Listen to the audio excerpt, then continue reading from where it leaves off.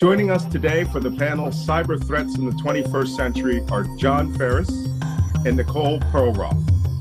John Ferris is a professor of history at the University of Calgary, where he is also a fellow at the Center for Military and Strategic Studies. He received a PhD in war studies from King's College London. He is the author of numerous academic articles on diplomatic intelligence and military history, as well as on contemporary strategy and intelligence. His most recent work is Behind the Enigma. Nicole Pelroth is an award-winning cybersecurity journalist for the New York Times, where her work has been optioned for both film and television. She is a regular lecturer at the Stanford Graduate School of Business and a graduate of Princeton University and Stanford University. She lives with her family in the Bay Area, but increasingly prefers life off-grid in their cabin in the woods. I know how that feels. Well, welcome to both of you. For those of you who are watching who don't know me, I'm Malcolm Nance. I am the MSNBC counterterrorism contributor and analyst in counterterrorism and intelligence. And I am a U.S. Navy veteran, cryptologist, codebreaker, Arabic interpreter, and an all-around spy for 30 plus years. So I've been selected to do this panel with two authors whose work I really know. And that's really good because many of my questions are steeped on my career as an intelligence collector. And starting with the book Behind the Enigma.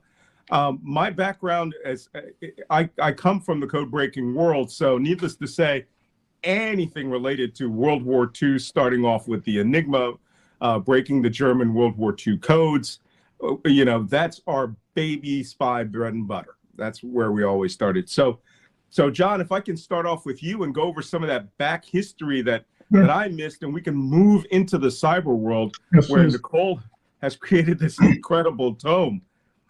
Please, let's do that. We have about an hour, and I'm going to, believe me, I got enough questions for the next hour.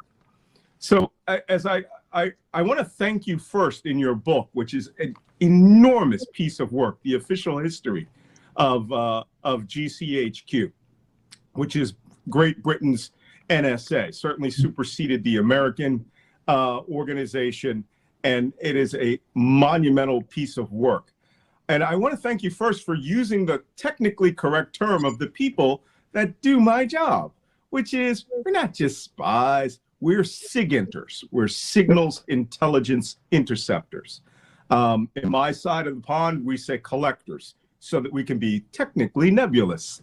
So people really wouldn't know what we're doing. And, I could be collecting seashells. That being said, how did you come to be selected to do the write-up of the official history of GCHQ? Well, first of all, the fact that I'm from the Five Eyes country is essential. Couldn't be down if I was French or German. Second, there aren't that many academics who've been working in SIGINT. It's an area that frightens people off.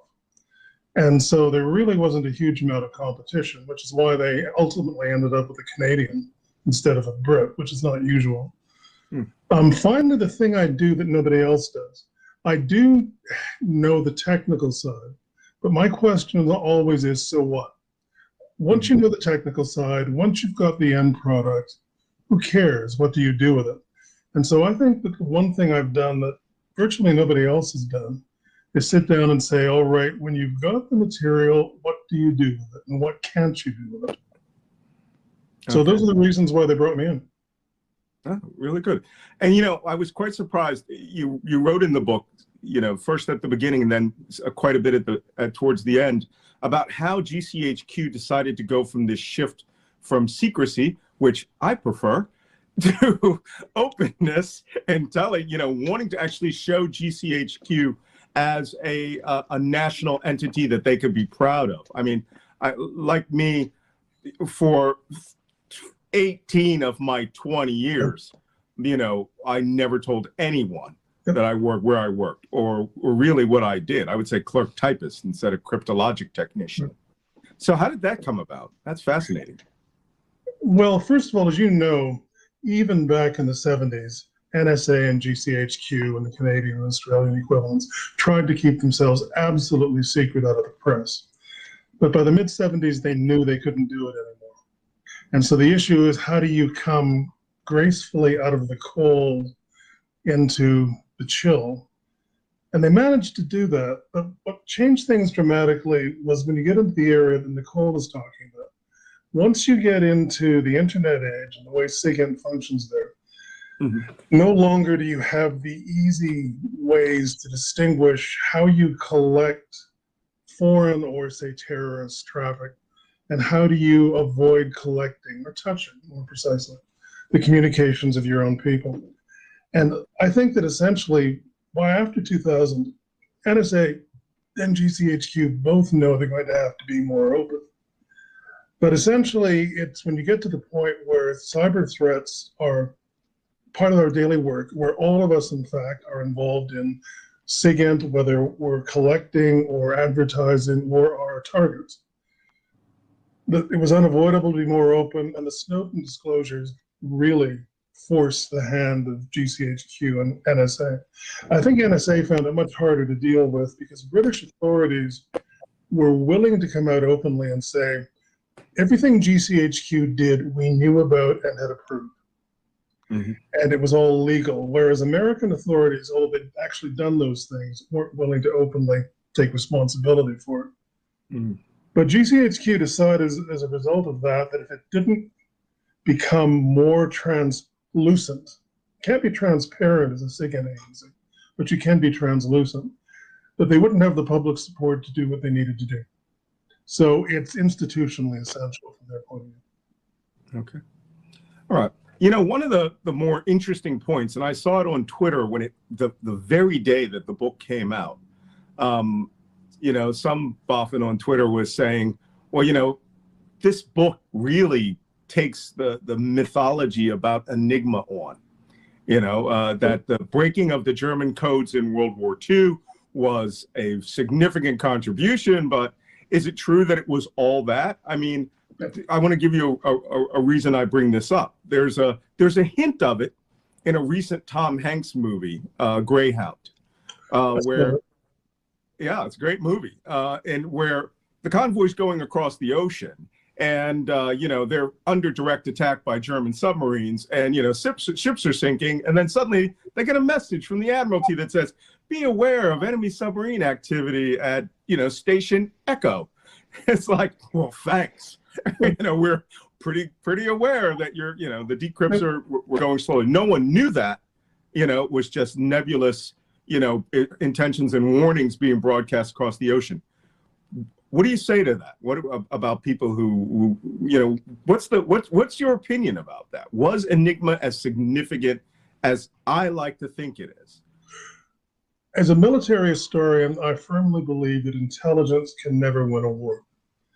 What wins a war are the resources of a state, skills of commanders, quality of institutions. Those are the first-rate issues in power. Now, really good intelligence, better than your enemies, is one of the most important means to multiply that force that I know of. And I personally think that what the British and the Americans do, and actually us Canadians too, do in the Second World War with Enigma is truly astounding. I have never in my life as an historian been so impressed as when I went through the material on Bletchley. It's unbelievable how good they are.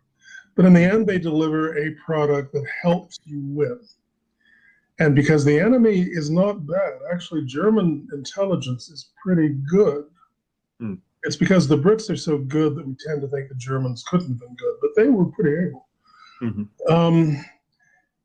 In the end, what I'd say is that it's a very valuable secondary factor, and it saves thousands or tens of thousands or hundred thousands of the lives of our people. And that's a lot. It shaves months off the war. But I would say much more, it doesn't do much more than that. You know, conventionally, we forget the fact that the Red Army bears the burden of fighting the Germans and rips them apart more than we do. Right. And so in that sense, our contribution is never going to be absolutely war-winning either. Right, right. So, you know, you would get some, you're saying with the Russians, you know, the most that you would get is, hey, there's going to be a tank battle near Kursk. We gave them more material than that, but it was all take and no give on their part. The Brits actually tried to trade information at a fairly substantial level with the Soviets, and the Soviets never were willing to play ball. But we gave them a lot because it was in our interest to give them stuff. I see. So they did get material out of it. Okay. One of my you know, I went hunting through that book for trouble because I know what's not written in that book. Yep. Everywhere there's a gap. I can see, I'm like, that's a nice, we call them black holes. That's a nice black hole you got there, buddy. Yep. They didn't want you to know about X, but we got it. So and also, again, big World War II code breaking guy. I live in a small town, by the way, where the head of the deputy head of naval intelligence, the guy who came up with the AF Midway codes, is from the very village I live in. There's a plaque in front of my house to him. So I'm always fascinated with these tiny historical tidbits that you have stopped in there that people could write whole books about. So that brings me to the Filson Young. I guess who was a code breaker in the Room 40, the British intelligence unit in World War I, who leaked naval cryptologic successes to the Nicole Pelroth of her time at the New York Times, and I guess essentially crashed your collection, the collection of the British. Is that true? The New York Times in the spring of April 1915 actually presents a very detailed account of what British intelligence has been doing at sea against the Germans, but they attribute it to spies. Obviously, somebody in naval intelligence leaked it. Who it was, I don't know. Filson Young was a journalist who was on Admiral Beatty's flagship as a supernumerary officer, and immediately after the war is over, writes a memoir called With the Battle Cruisers that blows the whole story of what had happened in the war. So in fact, they're much more leaky back then than they have been since, I'd say, 1940. So it was that just a component of, my grandfather fought in World War I in France. So is that just a component of, hey, this was a really big war, it's over now, I can write my book? The Official Secrets Act really wasn't enforced on anyone. So 2 years after the war, there's a British SIGINT officer from the Western Front. There's Filson Young, and there's a guy who was involved in the War Trade Intelligence Department, which was the most elaborate and successful communications intelligence analytical organization on earth ever. They're all releasing books talking about what they did. And the British it's only at that time the Brits start to say, maybe it would be a good idea to shut these people up. And so they do start to prevent things from being published after that, but a lot of horses get through the barn door. Yeah, well, look, you don't have to tell me. I have a first edition of the American Black Chamber, which is the American version of, hey, look at all this stuff all the intercepts and stuff we did by the father of American cryptology. So some people just can't keep their mouths shut. In my memoir, I will not be spilling all the secrets. You can be sure. They won't let you anyway, and you know that. I know. I'm going to get it reviewed by 3 agencies. Nicole will come over to my house someday, and we'll sit down and have coffee. I'll let her spill it. She seems good at that. But okay, a couple of questions last. I wanted to bring this up. I mentioned it to you when we were offline. The failure of UK SIGINT in the Falklands War. I come from a tactical environment where either I go ashore with the Marines or in our own units. I use a ship, I use an airplane, I use a submarine, whatever it is that I do. But I will let you know when there's 20 Skyhawk fighters coming my way and where they're going. So what happened in the Falklands? Basically, the British had shrunk their military intelligence components to the North Atlantic and to NATO. And the only organizations that could generalize outside of that were GCHQ and the Naval Intelligence and Communications Systems. So what that meant was that when you're talking about the war at sea, Actually, GCHQ gives the British as much as it ever did in the Second World War. I would compare it to anything I know of in the Second World War. And it basically means, if you count the number of ships the Brits have, actually, they're in a really serious dilemma. The Argentines, with what they had, could have inflicted some damage, and there's an outside chance they could have stalemated the Brits. And that is blocked by GCHQ. That possibility is ended. But what the British have not done, I think, for decades, is actually coordinate SIGINT with small forces in live operations. And so when you send the RAF overflying the Falklands, or send in the Army, Special Forces, send in the Marines, they have no effective means to provide tactical SIGINT, and they completely collapse. There's an utter lack of coordination. You know, the best example is the British have a lot of good Spanish linguists with RAF SIGINT who are landed off of the ships on the Falklands in San Carlos Sound. And immediately the local commander takes them over to interrogate captured Argentine prisoners. So in effect, the local Royal Marine commander destroys the ability to use SIGINT in order to interrogate prisoners. And I'm not saying that interrogation is useless. I'm just saying you're stripping yourself of an important asset. Right. I see. Yeah, well, 30 years ago, literally today, I would be doing that in Kuwait City. You know, but the war was over. You don't do it while I agree. And that brings us to the cyber world now. Now I want to come a little bit closer, and I know you don't have an enormous amount. You do not have a book the size of Nicole's outlining British cryptologic intelligence and versus in the cyber world. But I would like you to touch on the rise of Russia using the GRU, Russian military intelligence, and subcontractor agencies like the Internet Research Agency. Because I wrote a book called Plot to Hack America in 2016, and there was a very interesting tidbit of open source intelligence that might have come from the New York Times about the director of GCHQ coming to the United States to warn the United States that there was a speedball headed for their head with regards to disinformation. Can you touch on that? I only know what's in the open sources on that issue. And I'll also tell you that I was very careful in referring to that in my book, because I thought that if I said anything that touched on your late president's legitimacy, that he might actually know about it, and that ultimately might damage the Five Eyes. So I literally kept my mouth shut on that particular issue. Yes, I've read that, and it makes sense to me. Also, at least one other Western European country was involved in warning the United States and Welsh through SIGINT. I tend to think it was the Dutch, but I actually have no idea.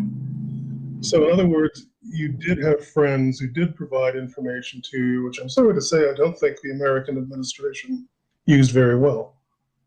Well, we all know that. I don't think they even knew what intelligence was. And I've been a hard critic. I've written 3 books on Trump and intelligence, and I don't think he understood it, much less cared about it.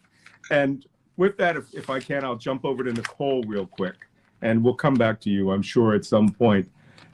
Nicole, you wrote an equally big tome. So can you tell me where the phrase this is how they tell me the world will end? Yes. Because as soon as I saw that, I thought, okay, dinosaurs or volcanoes? What is this book about? And then it's about the history of cyber warfare. And I've read a lot about the history of cyber warfare. So how did you come up with that title? Nicole, can you hear me? Well, first of all, let me just say I could sit here and listen to you guys talk all day. I hear you now. Yes. I can hear you. Can you hear me? Okay. I could listen to you guys talk about this all day. This has been fascinating. So my book title came to me as All Good Ideas Do in the Shower one day, because when I started covering this 10 years ago at the Times, the big threat that everyone in government and to some extent the industry would tell me about was, we have a cyber 9/11 coming, we have a cyber Pearl Harbor coming, wake up. And I was always really skeptical back in those days. You know, there's a term for this in the cybersecurity community, they call it FUD, you know, that you're spreading fear, uncertainty, and doubt to scare people. A lot of cybersecurity firms are guilty of spreading FUD to sell useless security tools. And so I always had this great skepticism about it, but I would hear them out. And back then it was hilarious because I would always say, okay, you know, how long until we have this world-ending cyber-induced kinetic attack on the grid, or that sends planes crashing into each other or into buildings? And the answer was almost comically the same from the intelligence community. It was always 18 to 24 months. We're confident we will see this in 18 to 24 months. And it's now been more than 100 months, and we have not seen, you know, that big boom yet.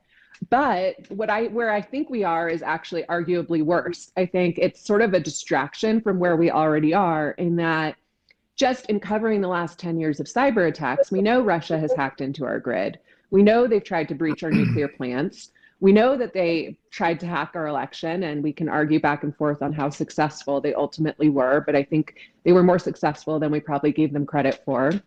And we see cyber criminals ransomwaring our schools, our hospitals, our cities.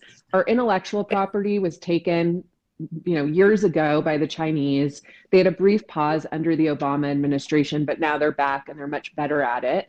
And then you see these newer players like Iran that were just sort of this digital backwater 12 years ago, that now I was shocked last year going into the election, talking to security researchers and hearing them say the words that Iran is now one of the most prolific adversaries we see targeting not just American companies and government agencies, but critical infrastructure, more so even than the Chinese. And they are getting more sophisticated. They are nowhere near where we are. But I think the problem I wanted to explore in the book was, okay, even if we, the United States and Five Eyes, are still light years ahead of what these other actors are capable of, they clearly have shown the intent, and they have found such an advantage in cyber that they will never have on the battleground, in that they can use this rudimentary wiper malware to paralyze Sam's Casino, or take out our hospitals, or, you know, now get into our water treatment facilities, which are not guarded in the same way we guard, you know, PG&E even, or government agencies. And so they've really found our soft spot. And the reason the book title is what it is this is how they tell me the world will end, you know, was how they told me it was happening 10 years ago. And I think they were just slightly off. I think we are going to have that big boom, but in the meantime, it's been a bit of a distraction from the place we're already in, which is one of the most targeted countries on earth, and in many ways you could argue among the most vulnerable, because we're so digitized now. You know, it's very interesting because I wrote a book called Hacking ISIS, which was about ISIS's cyber capability, and it mainly was about how they became so prolific in dominating social media. You know, their cyber was ridiculous, but that actually brought me to identify Advanced Persistent Threat 28 and 29. Cozy Bear and Fancy Bear, because they had hacked the French TV channel, TV 5 in Paris, and the Warsaw Stock Exchange. And in fact, it led the moment I had heard about the hack at the DNC, I thought, that's Watergate.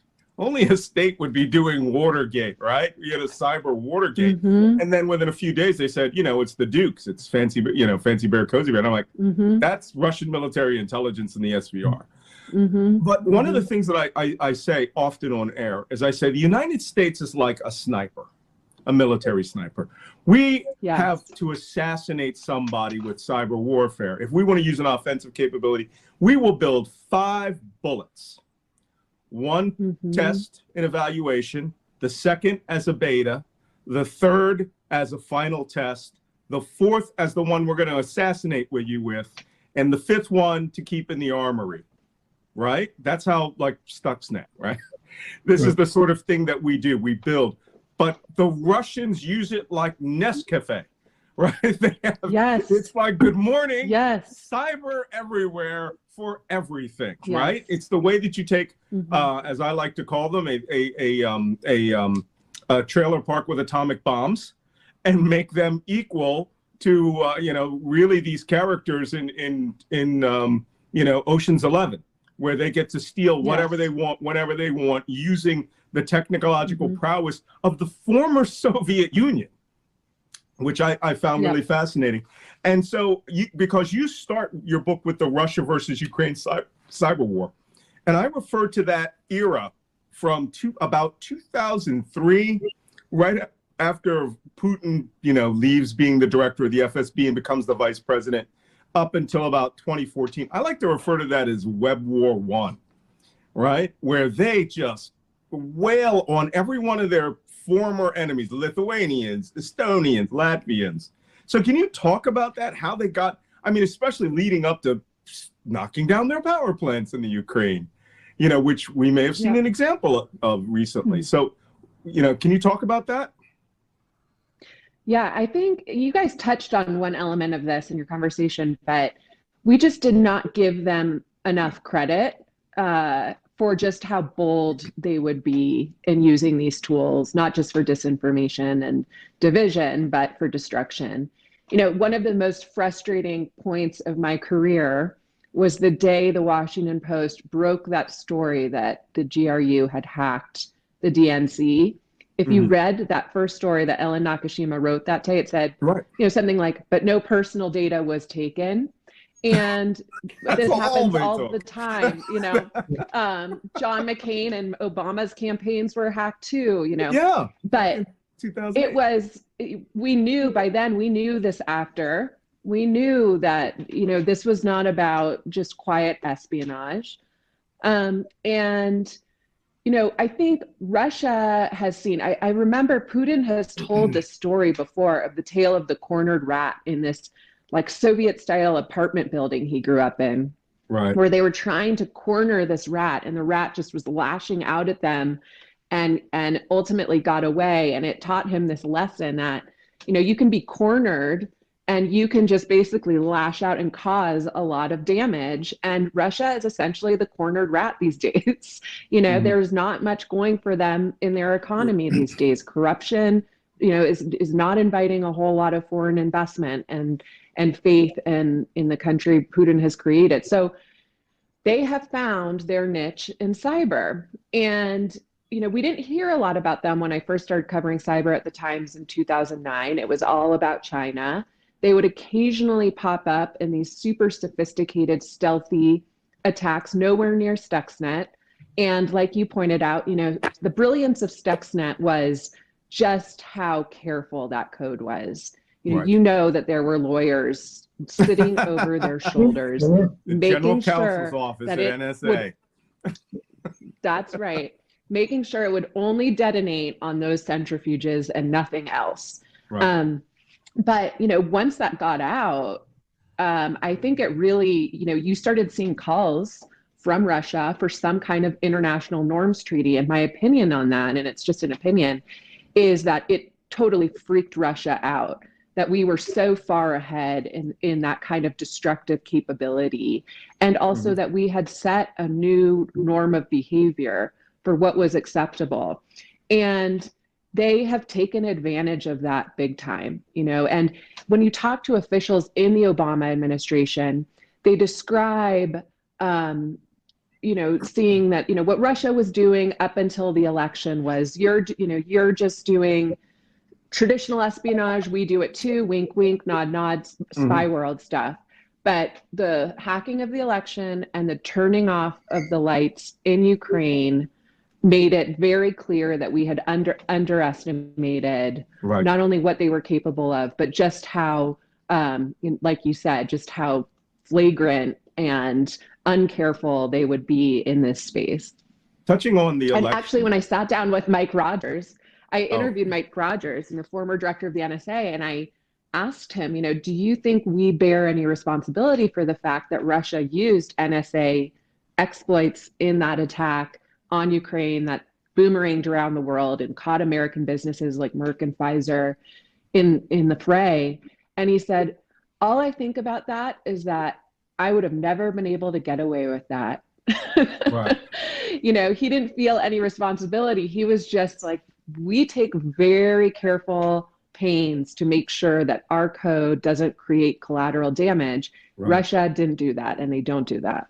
Right. You would have thought, you know, I mean, I know, having worked in the building and being very careful in just about everything, that you would have built a kill switch into that damn thing. It may have just been beyond their capability.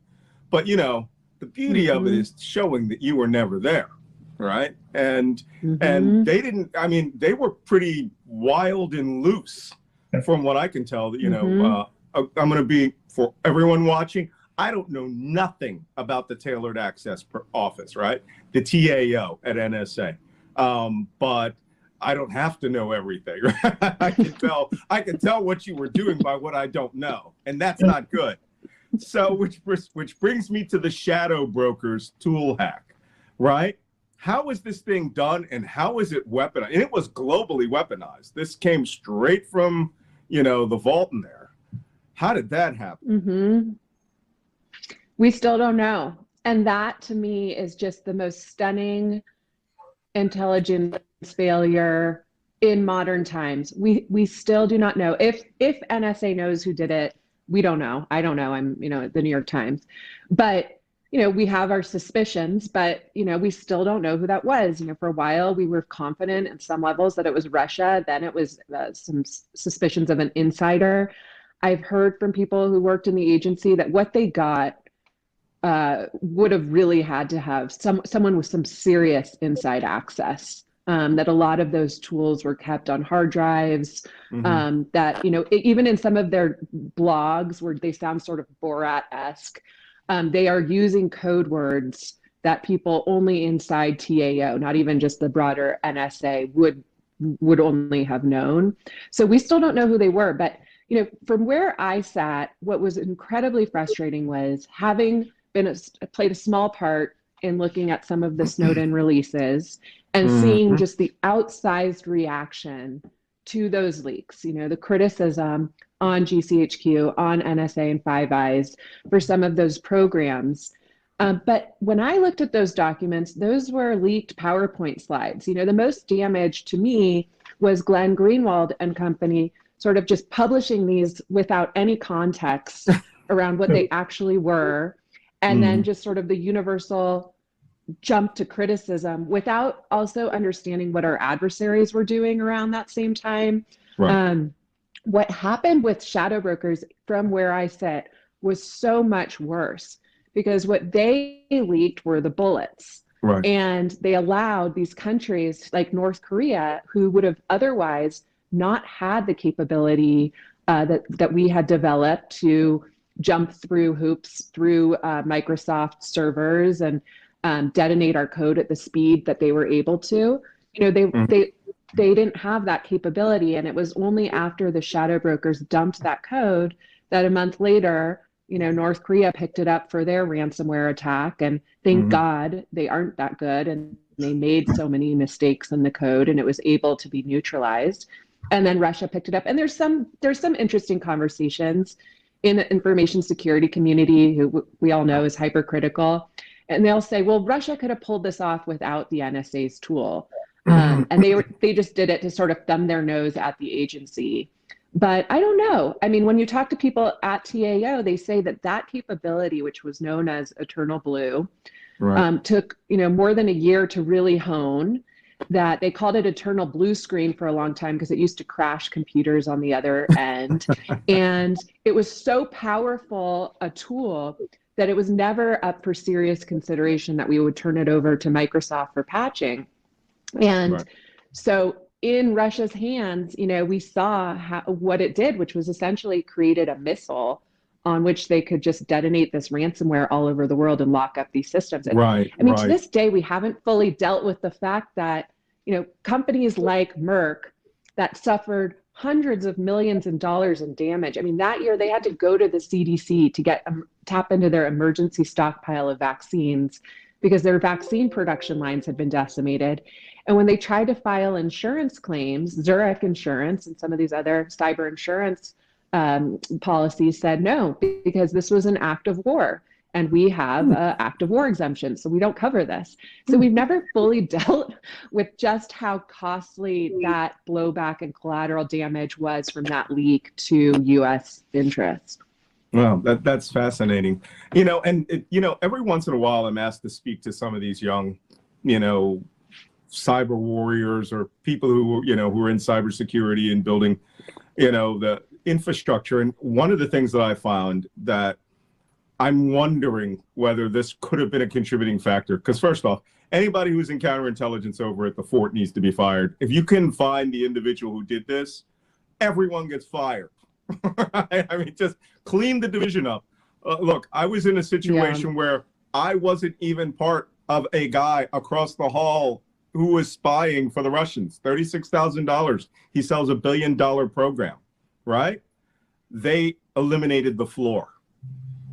I mean, literally physically dismantled the floor, moved everyone to the seventh heaven, and we all got NSA level polygraphs.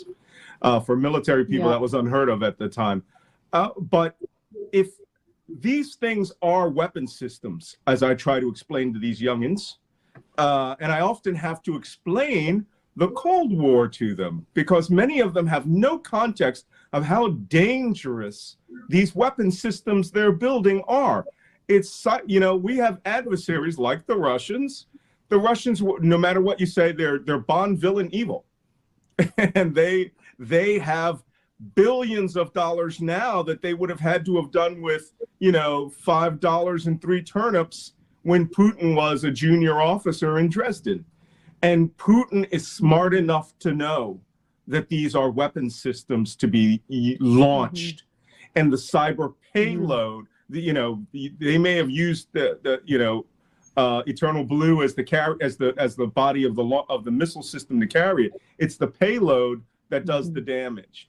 And many of these guys had a sort of like, well, there's an old movie called Real Genius where they build a laser weapon, and the one guy goes, well, what do you think that laser's for? And the other kid goes, I don't know, let the engineers figure it out.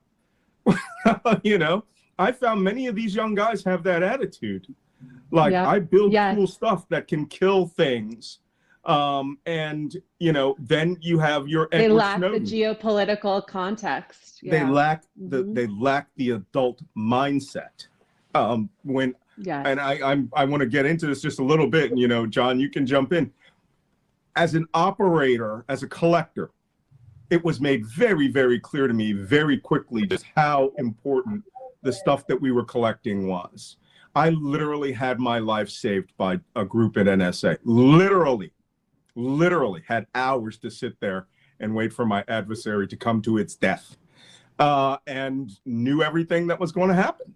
But, I don't think people appreciate their own wares, that the little old ladies down in the cafeteria who have been there for 30 years are trying to keep America safe. And it's the Edward Snowdens and the Glenn Greenwalds, who anybody who knows Malcolm Nance knows Glenn Greenwald is my mortal eternal enemy on this planet, because he essentially caused the defection. He's not worthy to be your enemy. But no, because I know better, but look what he did to Reality Winner.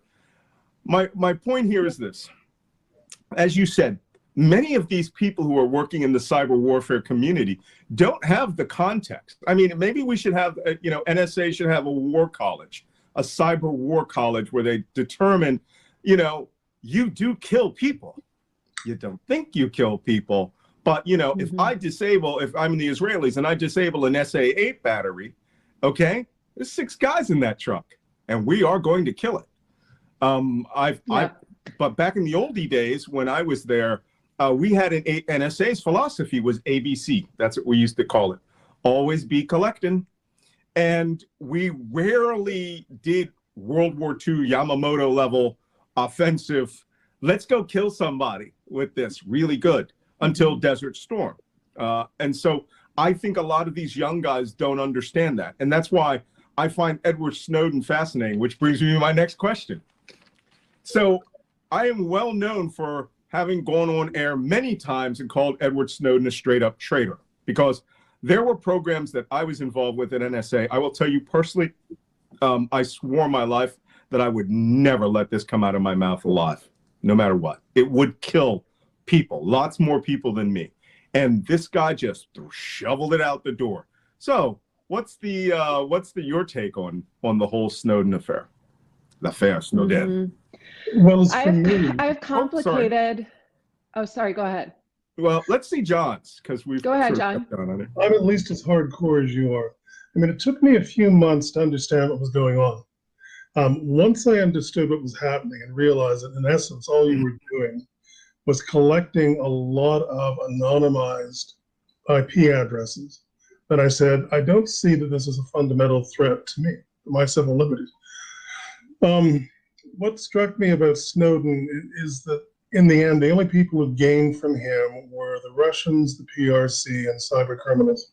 And it's not just you guys that were damaged, the Brits were damaged as much as you were, because a huge amount of the stuff that he shoveled out was originally from GCHQ.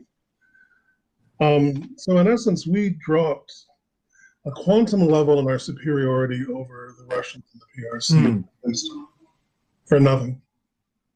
You know, and I talk all the time about the intersection between civil liberties and collection, because, you know, I'm a huge fan of honor amongst intelligence thieves, right? Absolutely. I mean, there's things to be stolen because they need to be stolen, right? People need to be destroyed in some circumstances. And if I can help you destroy them with more efficiency and save other people's lives, innocent people's lives, I'm going to do it, right? World War II, you know, bombing mentality, if you want to call it that way. But these guys are just, I took Snowden as malicious. And the worst part is I can imagine somebody sitting at at the special, the Special Communications Information Service, Russia's NSA of GRU, going, what the hell? We couldn't get this for 70 years. And some guy for civil liberties decides he's going to give us everything the fort has ever done. Thanks, Ed. Yeah. And he's living in an Well, I'll tell you my journalist perspective. Okay, go ahead. I'll tell you my journalist perspective, because this is like, this is blasphemy coming out of a journalist's mouth. But here's my nuanced perspective on this. Okay. I always, because I'm a journalist, err on the side of more transparency, right? That's just the bias I bring to this. I actually, being given access, I start the book with me in the little closet at the New York Times that we used to dig through the GCHQ Snowden documents. I had just come off 3 years of covering nonstop Chinese cyber espionage. My immediate reaction was, thank God we're doing this. Thank God our capabilities are better than the sloppy spear phishing emails that the Chinese are doing. Right. And then looking at the coverage from Glenn Greenwald and everyone else, shame, because what Snowden said was, you can write off these documents, but don't publicize anything that could jeopardize national intelligence in terms of foreign, what we're collecting from foreign servers. And so I did see some things in those documents related to Chinese cyber espionage and the groups that we had attributed a lot of these activities to, but that's not what got out there. I was only limited to my one story on encryption, but what I saw was people in the name of a civil liberties discussion putting out these leaks without any context whatsoever. And it was already, the documents were taken out of context, and then reporting them in a vacuum without mentioning what Russia was doing, what China was doing, where Iran was in terms of building up its capabilities. And so without that, what was the goal here? Was it just to sort of bruise the GCHQ and NSA, because they did that, but did it make us safer? No. Did it improve civil liberties? No. I mean, there were some interesting discussions around the phone call metadata collection program, but ultimately what no one really paid attention to is when they did do these reviews where they brought people in from the ACLU and other organizations to say, look at what we're doing and tell us, are we doing anything against human rights? And the takeaway was no. They are being sufficiently careful with these capabilities. So in the end, I'm not going to go as far as to say Snowden was a traitor. I am happy we had some of the conversations we did, but I think it didn't improve civil rights. It just harmed us diplomatically. You know, in my mind, the most damaging leak to come out of the Snowden leaks was the one about us hacking Angela Merkel's cell phone.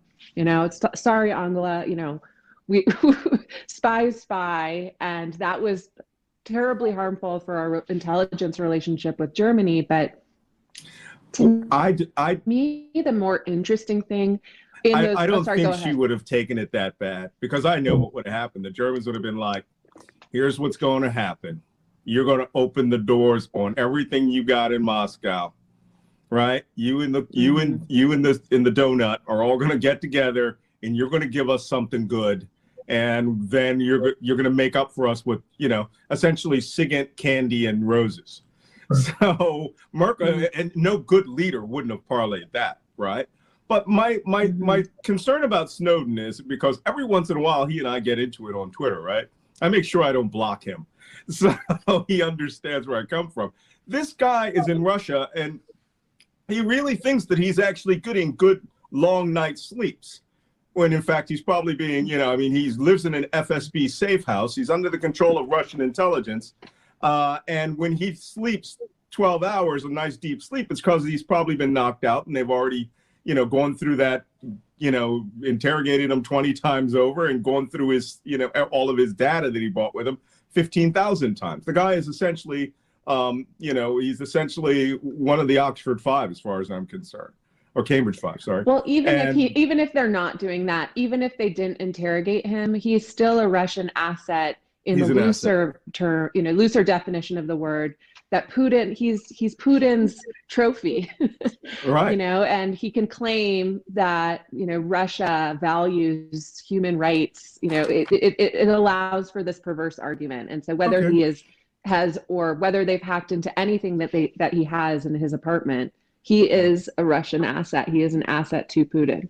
I want to touch on something that's all these questions today are very personal to me. So I lived in Abu Dhabi, in the United Arab Emirates, and I ran into people who were part of the organizations which were hiring out there. And at that point, I was doing another form, you know, I was doing other types of intelligence, so I wasn't there. But I knew these people were from from Fort Meade, and I knew where this villa was that they were all holding up in, because contractors in Abu Dhabi, we all know each other out there. Can you talk to me about groups like these mercenary hackers? Like the hacking team and others who are now selling their souls and selling GCHQ NSA capabilities to these third world potentates?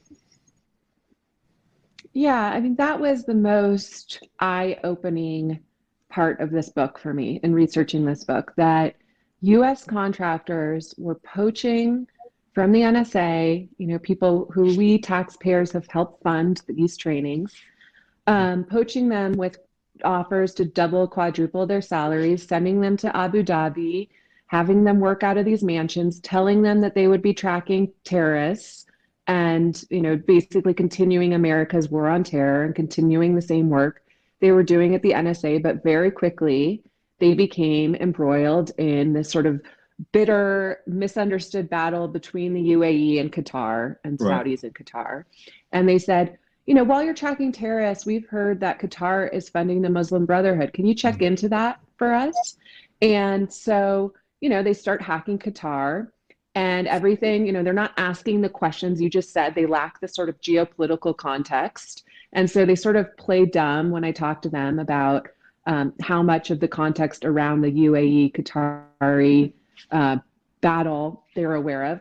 But, you know, it was all assigned to them, and they thought it was fair game. Well, then one day, you know, the Sheikah in the UAE invites Michelle Obama while she's in office to come speak at her education initiative. And they're trading emails back and forth. And this kid, this former NSA hacker, sitting at his computer, is reading the First Lady of the United States emails. And that to me is just, they're copying the leave Sheikah? it there for a second. Let that linger. Yeah, they were inside her inbox, and as she's communicating with Michelle Obama, my wife is and they're trading these personal, like, ice-breaking notes, all of that, and Michelle is flight itinerary and her security details and itineraries changes and all of that are beaming back to this NSA kid's computer sitting in a villa in Abu Dhabi. And that, I think, really gets to the point that in cyber, these tradecraft and tools can come back to haunt us, you know, whether they're hacked like shadow brokers, or we're actually sending our own over to help an ally, even a dubious ally, you know, do their dirty work. Inevitably, they're going to come back and hit us. And so that was the moral hazard I really wanted to explore with the book. Well, that's fascinating to me, because no one came to me and offered me a job, for all of you who might be thinking that, because, you know, I'm OG interceptor, okay? I have morals, okay? Captain America set our standards back in the 80s, right? Of how you should operate. You fight for the good. And of course, I wouldn't even have stopped. I would have been on Etihad nonstop to New York City. I would have driven straight to Fort Meade. I would have kicked the door open at the special security office, and I would have said, your people are working for a foreign power. Turn them all in. So that being said, showing that I come from a very different school because I'm an old guy. Let's talk about SolarWinds. John, do you know anything about that in relation to your agency? No. Okay. That's a good answer too, even if you did. Except to say that that sort of problem for the last 5 or 6 years, they've identified as being really the number one cyber threat they could conceive of. Mm-hmm. That's the supply chain. These, supply chain management softwares. You know, that's absolutely amazing. And Nicole, what about you? Since we're all living well, it here. I think it's, you know, it gets back to what we were saying in our earlier conversation. We don't give them enough credit. You know, what the thing that stuck out to me with SolarWinds is how brilliantly they exploited the NSA's blind spots. You know, SolarWinds is an American company. They got in. When I went around to the agencies that were ultimately affected in the hack, half of them didn't even know they were using SolarWinds, let alone that a lot of the software is built and tested in places like Belarus, which is not to say Belarus is somehow at, you know, Russia's puppet, but just the fact that we don't even know where our software is built is a really big problem. And, you know, once they got into SolarWinds, they staged their attack from these command and control servers, not overseas where we were looking. In the US. But in New Jersey. Yeah, and GoDaddy and Amazon Web Services. So they're turning our freedoms against us, you know, because what are we going to do now? Are we going to go spy on Amazon Web Services and GoDaddy and domestic IP? We don't do that. So they've really brilliantly exploited our protections against us. And I don't know how you solve for that. But the other thing is, for the last few years, the NSA has been putting forth this, you know, General Nakasone talks about active defense, and that, you know, this old idea of a good offense is a good defense. I think that's right, but it missed it this time. Hacking into Russia's systems, hacking into the Russian grid did not deter them or set up an early alert system for this hack. We only found out about it from FireEye, a private company. You know, this was not some feat of intelligence, it was a failure. So I think it's really, you know, the good news is it's so bad and it's so pervasive, but it's not destructive. It's not the 2017 attack, the NotPetya attack. It was espionage. But, you know, this group, we know them. If it is the SVR group, we think it is. We know them from the 2014, 2015 hack they did on the State Department and the White House. And when I talked to the people who responded to that, they said it was like hand-to-hand digital combat getting them out of those systems. And the fact they were in there for 9 months or longer, planting more backdoors, you know, the Biden administration, they just inherited government IT networks they can't trust. So, you know, the bad news is we're at rock bottom, but the good news is I think they're taking this seriously, and they're going to have to think through some of these difficult issues around our software supply chain and whatnot. You know, I'm a big advocate of punishment. You know, for the last 4 years, I've been saying that Russia needs to be punished for the 2016, you know, disinformation operation and you know, the hacking of the DNC all around. Just they need to have it. You know, funny thing is, I went to Putin's office in Dresden back when he was a junior lieutenant, right? New, fresh-faced KGB officer. This is a human intelligence officer that understands the value of exploiting people and information systems. He knows it. He knows it as, you know, he had 4 other fat guys in his office. They didn't go out and interrogate people with the East German intelligence. He loved doing that. But when he became president of Russia and he saw the capability, he has a KGB mindset, right? Which is all state, all government resources goes into exploiting my enemy. And then now the adjunct to that is, now let's make some money. You know, but I'm a big advocate of, let's go take all their money. In 2016, I said, if I were king, right? If somehow I were elected president of the United States, the first thing I'd do would have a national task force for taking all their money. Which would be or just publicizing the documents, or just publicizing the money trail. Oh, like, no. Like Bellingcat has been doing. Right. Well, I'm a global Magnitsky guy. I don't want you going into Monaco to buy croissants, right? Sending your executive jet. As soon as it lands in Monaco, it is seized and it's the property of the United States Air Force. You know, I mean, the cyber capability comes because it's easy money. And until it's really painful for them, I think, they're going to keep, you know, like I said, they're going to keep using it like Nescafe. This is like shots of espresso in Italy to them. For us, we're still honing the individual weapons. John? Well, what I would say is that we don't have any simple way of retaliation, and deterrence is really problematical. Unfortunately, we can't use cyber deterrence the way we could use nuclear deterrence. Right. We have problems too. And so the only way you can really make this work, I think, is to punish them publicly. So taking away their money and perhaps finding a way to get into their financial systems and take money out is one way to do it. The other thing is to embarrass the hell out of them.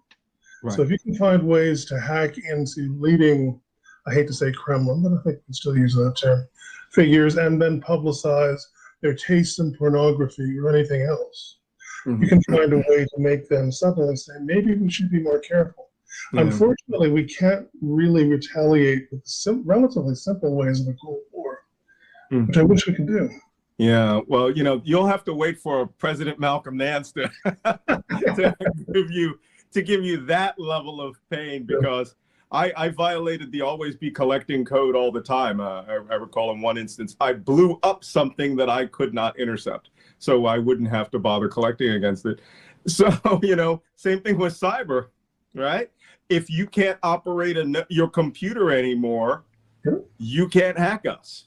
But that will get us in a cycle of violence. And, you know, then they shut off every hospital in Iowa. Unfortunately, our people I think there's a really level of punishment that their peoples will when it comes to that kind of tit for tat thing. So I don't mean to interrupt. Nuclear Cold War, Nicole, what do you think? I mean, a cyber Cold War. I agree with everything you're saying. Yeah, I agree with everything you're saying. I mean, there is this interesting question of, we were bolder in our use of cyber operations against Russia over the last 3 years. You know, we hacked into the Internet Research Agency's computers. We posted a message. I don't know what it said, but it said something like, we're watching you. And if you try and hack the election or the midterms in 2018, we know who you are and we'll out you and we'll come for you. And then, you know, my colleague David Singer and I reported that we have been making loud incursions into the Russian grid over the last few years, in part to retaliate for their incursions into our grid, but also a little bit in retaliation for the election hacking. So we are doing some of this. And my question, and I would love to just be, you know, an invisible fly on the wall for some of these Russian discussions. I want to know whether that helped redirect some of their interference away from the 2020 election to this other hack of SolarWinds. You know, did it have a deterrent effect? Because we know that they wanted Trump to win. We know from watching their information operations on Twitter and that kind of thing. We know that they were disparaging Biden, but they didn't take it further this time. They didn't get into the registration systems, as far as we know, or the contractors that work for the back-end election infrastructure. So did it have a deterrent effect? And did they think, well, if we do SolarWinds, that's more along the lines of traditional espionage, that's fair game. They can't retaliate back on us and turn off the lights here. But we might not know for 25 years till these things get declassified. So my last question for both of you, and this is going to be the fun question, right? If each of you could make one cultural reference, TV, movie, whatever you want, for the youngsters who are in this world, who are wanting to go to this world, and help, right? What out there, really could give them some guidance? I'll start with mine. Bullwinkle and Rocky, the cartoons, right, from the 1960s, which explained the Cold War to you. And if you don't understand what's going on between us and Vladimir Putin, watch Bullwinkle and Rocky and see Boris Badenov and Natasha Fatal all working for Mr. Big. Sherlock Holmes, somebody who loves doing what he's doing, who does it because it really fulfills his nature and his needs. Like it. Cole, anything from you? What do you think? Well, okay, I'll give you two. One is Bill Browder's Red Notice. I finished reading that the day that the DNC announced that they had been hacked by Russia. It totally opened up my eyes to the adversary in a way that I think so many Americans are blinded to, sort of the corruption that exists in Russia and the lengths they're willing to go. And also gets to, how do we respond to this? And taking their money has been a powerful tool in some ways, but we need to do more of it maybe. The other one is just for the women out there, information security, cybersecurity, Twitter. I just announced today I'm quitting Twitter. I've seen enough. It's so brutal. And anytime you call out these guys or point out that they lack geopolitical context in history for some of the things that they're doing, and that these operations and these tools have a very long tail. Anytime you call that out, you are just bombarded with a troll army, not just of actual trolls, but of real, exploit developers and young guys in the space. So what I always do when that happens is I go and watch Moneyball, that Brad Pitt movie based on the Michael Lewis book. And at the end, the A's ultimately lose the World Series, but Brad Pitt gets invited to Wrigley Field to meet with the owner of the Red Sox and gets offered this job. And Brad Pitt says, I'm just grateful to be here. And the owner of the Red Sox says, you're grateful. You just changed the game.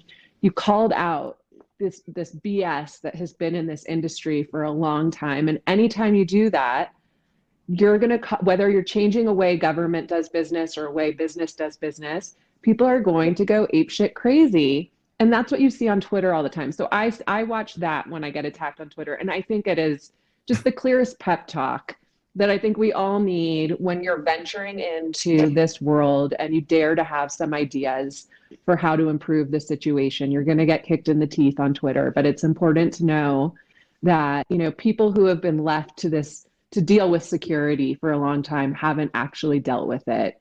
And we need new ideas in this space, and we shouldn't be silencing those voices. We should be lifting them up. So that's my spiel.